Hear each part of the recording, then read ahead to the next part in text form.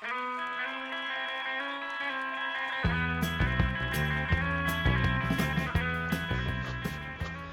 BMSers. Welcome to the 2020 Week 1 episode of The Free Agent Man.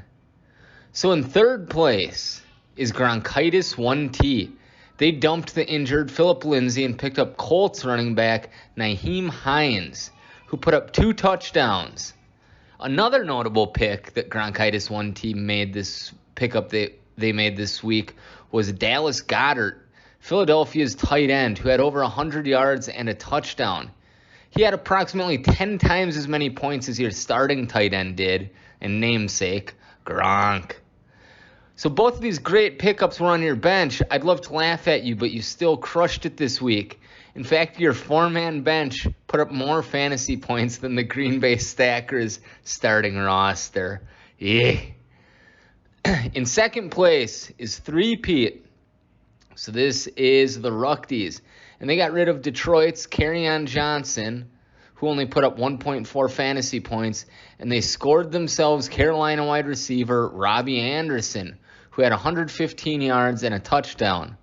Unfortunately, he was on your bench and is ultimately the reason that you kicked your dog on your way to bed on Monday night. I can't say I blame you. Who were you supposed to bench, Michael Thomas or Julio Jones? No, but what would have been nice to have a crystal ball. And in first place, the Swinging Richards, the Kieschnicks. They had to replace the injured 49er Deebo Samuel, and they picked up Rams running back Malcolm Brown. Now this is a free agent man story that warms my heart. The Swinging Richards played Malcolm Brown, whose 2 touchdowns and over 100 yards slaughtered this league's newcomers, the Nuts, with the team Eat My Nuts. Like they thought they were going to come in here talking shit right off the bat. Oh, hell no. In fact, this week, I'm not going to interview the pickup man of the week. There's something women like about a pickup man. The Kieschnicks. In fact, I'm going to interview the newcomer to the league. Let's go to the Nuts right now, or at least one of them. Welcome to the league. We're glad to have you in it. Are you in many other leagues? Are you exclusive to us, or are we just like your side piece? No, I'm exclusive to you guys right now. I used to be in a bunch of other leagues. I haven't been in I guess I was in one last year. Done some pick'ems and things like that. I actually was the commissioner for my work league before I quit that job. But yeah, I was the commissioner for about 3 or 4 years when I used to work at Swift. So we were, since I was from the facilities group, my name in that one was the facilitators. I didn't think Eat My Nuts was work appropriate. But very church appropriate. Better for the church. Exactly. Oh, shit. Oh, hey, do you have an NFL team? Are you a Cowboys fan, Texans fan? If I cheer for one, it's usually the Texans. I'm more of a college football guy. I follow my Aggies. Sure. But yeah, no, I actually have somewhat of a history with the Texans. My uncle was an original permanent seat license holder. His name's on the wall outside the stadium. He's had season tickets since they were a team, and I went to one of the first games that the Texans had, and had been to lots of games with him. Specifically, very early on when they were very bad. Was that 02 or something, or what year did they? Yeah, I think that would have been 01 or 02. I don't remember, okay. But it was around 01, 02, I think. Okay. Cool. Do you have do you get enough into the NFL? Do you have a favorite Aggie that's in the NFL right now? Like one that you're particularly proud of? Well, I like Von Miller a lot, obviously, because he's really good. But I think my favorite Aggie NFL is probably Shane Leckler, the punter, because he has been there forever. And he holds tons of NFL records. I think he's a Hall of Famer, and he represents A&M all the time and has for many, many years. But Von Miller, similar, it just doesn't have the longevity yet. but Von Miller, he always gives a gig 'em at after interviews and says things like thanks and gig 'em. He was actually a poultry science major at A&M, and that's what the tattoo on his arm of the chicken leg is that he owns his own chicken company. That is his plan after the NFL. He is using his degree from A&M in poultry science to have a chicken farm and sell Von Miller's organic chicken. No shit. Well, that's very, very interesting. Hey, I don't even know. Who is it? Shane Leckler, you said? Who does he punt for?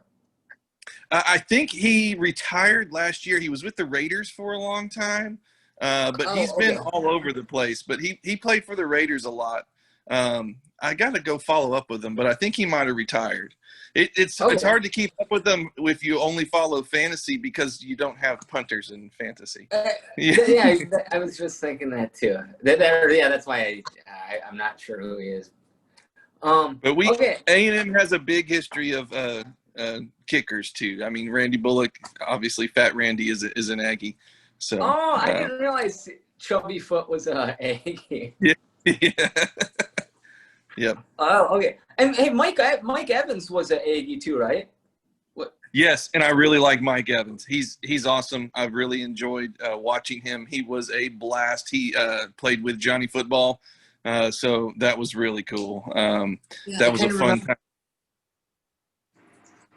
Cool. You guys get to many games? Do you and Amanda bring the kid? Did you get last year?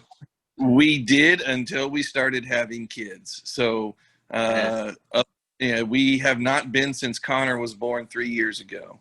But before that, we ran a tailgate. We had season tickets and ran a tailgate. And I actually ran a tailgate for all in about 15 years, counting when I was at school and when I came back from California. So we were Whiskey Icarus because we flew too close to the sun of Aggie football and were burned and had to drink whiskey as a result. So. Oh, I like it. I like that. Oh, okay, so we'll end with, so I call this the hypothetical BMS challenge. So what I'll do is I'll ask you 3 questions, just a hypothetical about 2 different people in the league. And there's no wrong answers, just answer the best as you can. I know you're new to the league. But okay, so between Benny and Barney Lunsford, who does their mother love more?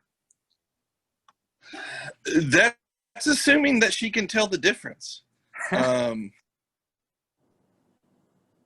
It probably depends on who she's standing. Them, Benny and Barney, probably neither one of them are loved very much, but Benny would probably be the top pick there. Just because I hear that's a family name. Maybe Barney is too, but I only know about Benny. Okay, and actually that's incorrect. She loves Barney more. He recently had a kid. He's the baby of the family, and I don't know if you knew this about Benny. He's verbally abusive to the elderly. I had heard that. I didn't know if it was just people he didn't know or if it was ones he loved well. Oh, yeah. Yep. No time for old people. Benny always says that. Okay. Here, we can, you can still get 2 out of 3, though. Okay. So who would win in a fight to the death if they were on ice skates? Todd or Justin Ruckty? Caveat, Ruckty gets a baseball bat. Okay, so Ruckty gets a baseball bat. Is Todd armed in any other way? No, they're just both on ice skates. Okay. On the ice. Can they take their ice skates off? They could. They're just going to battle on the ice. And my next question is, do either of them have any other encumbrances? For instance, is Ruckty's hair messed up so he has to find something to look in the mirror? No, just an average day for both of them. But good question. Okay, so I'd probably say that Todd would win then, because we all know that Ruckty can't swing a baseball bat that well. Oh man, wow. Justin's gonna have to take that up with you. And I'm sorry, that's actually incorrect as well. I mean, all it just takes one good hit to the head, and it's over. He's dead. He's unconscious. I mean, he puts those guns out for show. You can tell that Ruckty gets to the gym pretty regularly, and he goes downhill skiing a lot, so he's going to be a little bit comfortable on the skates. But Fair enough. Those were good points, though. Okay, here let's see if we can keep from going winless. Okay, who would you rather take on a fishing trip with you, Matt McEachran or Matt Bruning? I don't know either one of them that well. Can I leave them both at home? Because I have a younger brother named Matthew who I really don't like hanging out with Matts all that much. Okay, here, let me check. Leave them both at home. Oh, that's incorrect. The correct answer was actually bring both of them. Fair enough. Oh shit. Well, hey, thanks for being a good sport. This was lots of fun. Do you have any parting words for the league to let them know that you've arrived? Well, I feel like I made my mark on draft day by having the top rated draft, and I know that those aren't always very accurate, as evidenced by my first week loss. But, as with most things in life, I'm typically a grower, not a shower. So I think that the end of the season is going to be something to behold. I look forward to taking home the championship. I was actually disappointed that we're not on ESPN. All of my previous leagues where I had most of my success were on the ESPN app. So my trophy room is looking a little low on the Yahoo. I think I had a silver finish in baseball and a bronze in football was my top on Yahoo. But I'm looking to improve that trophy cabinet here. So looking forward to it. Yahoo trophy case. All right. Well, hey, have a good night, man. Tell Amanda hi for me. Miss you. Will do. See ya. Later. Bye. That was fantastic. Except starting out the year 0-3 in hypothetical BMS showdown. All right, and our bust of the week was off in church. The Lunsfords. They picked up Detroit's garbage defense and dropped Alexander Madison, who had a pretty good day. Doesn't matter, you still won the Brother Bowl, but hey, I get paid just to report the numbers. All right, thanks for tuning in to this week's Free Agent Man. And remember, before you click that add drop button, the Free Agent Man will be critiquing you.